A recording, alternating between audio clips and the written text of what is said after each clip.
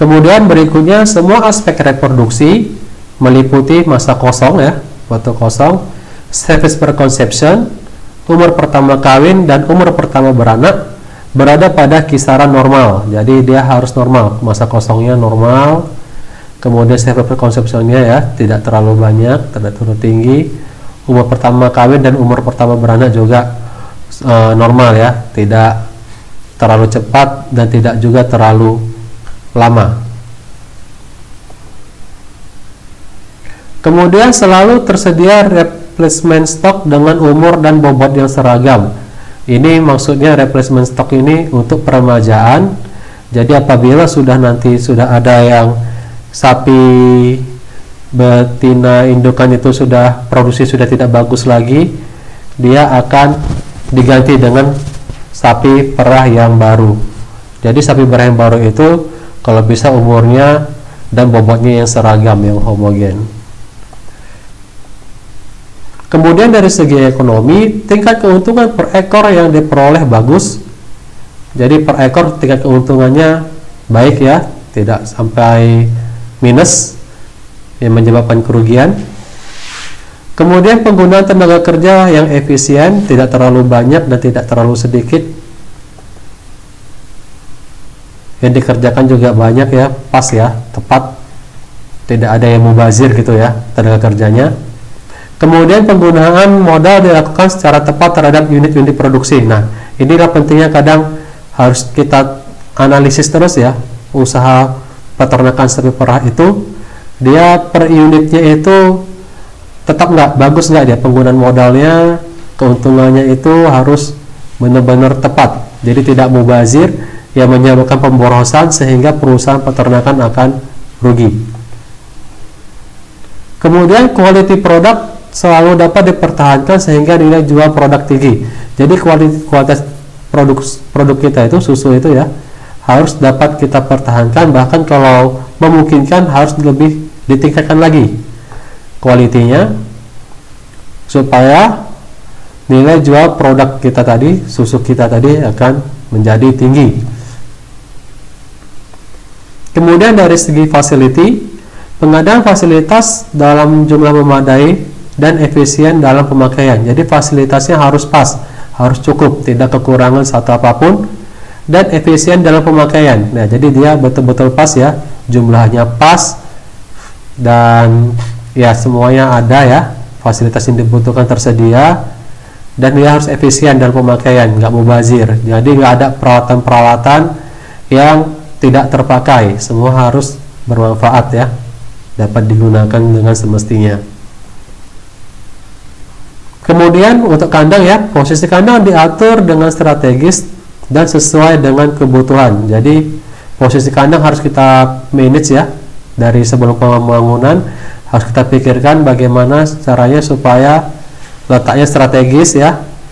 Mungkin dari katakanlah dari untuk memudahkan pemberian pakan misalnya ya, harus kita pikirkan supaya gampang ya. Membersihkan kandang juga, bagaimana caranya posisi kandang itu diatur bagaimana supaya mudah dalam membersihkan kandang. Itu harus kita pikirkan.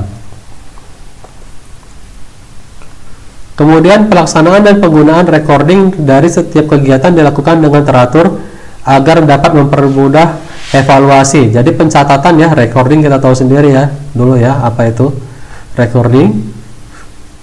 Dari setiap kegiatan dilakukan dengan teratur agar dapat mempermudah evaluasi. Jadi recording itu nanti kita atur ya, udah dapat catatan tentang profil dari ternaknya sendiri secara individu ataupun seluruh usaha peternakan. Jadi supaya mudah dievaluasi. Tujuan evaluasi ini ya kita harus manage ya, kita lihat dulu mana kira-kira yang terlalu bocor sehingga terjadi pemborosan misalnya seperti itu. Jadi kita harus pikirkan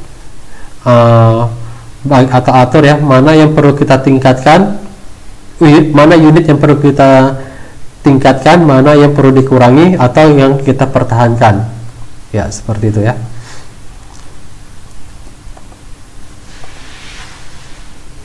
Berikut ada kegiatan-kegiatan dari manajer sapi perah, yaitu yang pertama, seorang manajer perusahaan sapi perah harus dapat meningkatkan mutu genetik sapi yang dipelihara. Nah, ini berarti perkawinannya sapi itu harus kita betul-betul perhatikan. Jadi kalau dia kawin alami, pejantan apa yang kita pakai itu kita harus jeli ya sebagai manajer. Ya, sebagai manajer kita harus jeli mana yang pejantan yang betul-betul bermutu baik, mana yang tidak. Begitu juga dengan betina mana yang betul-betul kita harus gunakan sebagai calon indukan yang baik ya, yang menghasilkan sapi jantan atau betina yang berkualiti baik, atau mana yang tidak. Jadi kalau nanti pedet yang dihasilkan pun seperti itu, nanti kita seleksi lagi. Jadi yang mana yang bagus kita pakai untuk replacement ya, peremajaan apabila ada sapi perah kita yang sudah tidak produktif lagi sehingga perlu diganti dengan yang baru, atau mana juga yang perlu dijual. Atau nanti kalau kita juga pengen mengembangkan lagi populasi atau usaha sapi perah kita, itu juga bisa digunakan pedet yang dihasilkan tadi. Kemudian yang kedua, berusaha mengefisiensikan pakan yang diberikan. Jadi bagaimana supaya pakan itu efisien, tidak terbuang, tidak mubazir. Itu harus kita pikirkan. Jangan pikir semakin bagus makanan yang kita berikan, dia hasilnya akan semakin bagus. Ya emang iya semakin bagus, tapi sebanding gak ada sama pengeluarannya. Takutnya nanti memang hasilnya banyak, tapi modal yang kita keluarkan untuk memperoleh pakan tersebut juga lebih tinggi daripada hasil yang diperoleh. Kemudian seorang manajer harus mampu atau harus berusaha menjaga supaya produksi susunya itu terjaga ya, quality dan kuantitinya. Jadi kita harus betul-betul lihat itu produksi susunya, kita lihat terus bagaimana ada terjadi kekurangan kah atau bagaimana. Kalau terjadi penurunan harus kita pastikan bagaimana caranya supaya dia bisa produksi yang baik lagi. Atau dari kualitinya nanti kan kita uji juga ya, uji coba di lab. Kualitinya itu bisa dilihat dari kondisi dari susu tersebut, katakanlah dari bakterinya atau dari gizinya. Nah, apabila terjadi peningkatan ya itu baik sekali ya, bisa kita tingkatkan terus. Tapi apabila terjadi penurunan, nah kita harus cepat sebagai manajer tuh harus cepat mencari solution. Kita cari masalahnya dulu apa? Kenapa bisa turun produksi atau kualitinya bisa turun? Kenapa bisa seperti itu?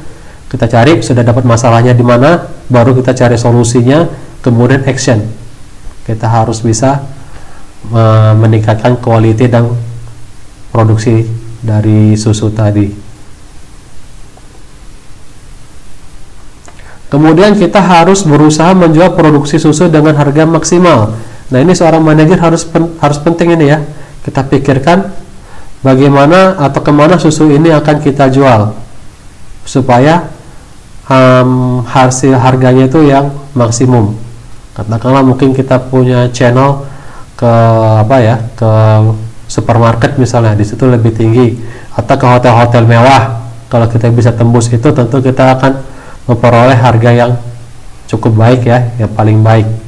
Nah, itu seorang manajer harus jeli untuk melihat peluang-peluang seperti itu.